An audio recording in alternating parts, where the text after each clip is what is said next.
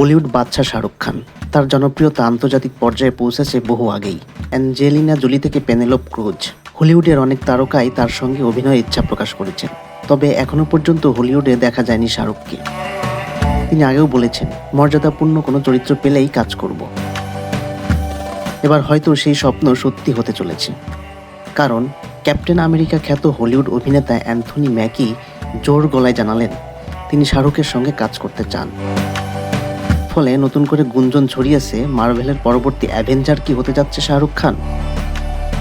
মুক্তি পেয়েছে মার্ভেলের captain America brave new world. এই ছবির প্রচারের সময় এক সাক্ষাৎকারে অ্যান্থনিকে প্রশ্ন করা হয় পরবর্তী অ্যাভেঞ্জার হিসেবে তিনি কোন বলিউড তারকাকে দেখতে চান। উত্তরে ক্যাপ্টেন আমেরিকা এক মুহূর্ত দেরি না করে বললেন শাহরুখ খান, ওর জবাব নেই।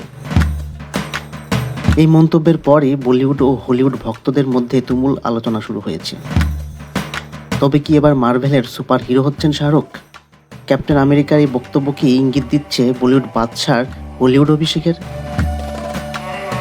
যদিও এখনও এই বিষয়ে কোনো মন্তব্য করেননি শাহরুখ খান। এর আগেও 2018 সালে মার্ভেলের ক্রিয়েটিভ ডেভেলপমেন্টের ভাইস প্রেসিডেন্ট স্টিফেন ওয়াকার জানিয়েছেন তিনি শাহরুখকে মার্ভেলের সিনেমায় দেখতে চান। তার বক্তব্য ছিল, আমরা যদি ভারতীয় কন্টেন্ট নিয়ে কোনো সিনেমা বানাই তবে শাহরুখকে নিতেই হবে। এখন প্রশ্ন একটাই, তবে কি অবশেষে হলিউডের সুপার হিরো চরিত্রে দেখা যাবে শাহরুখ খানকে?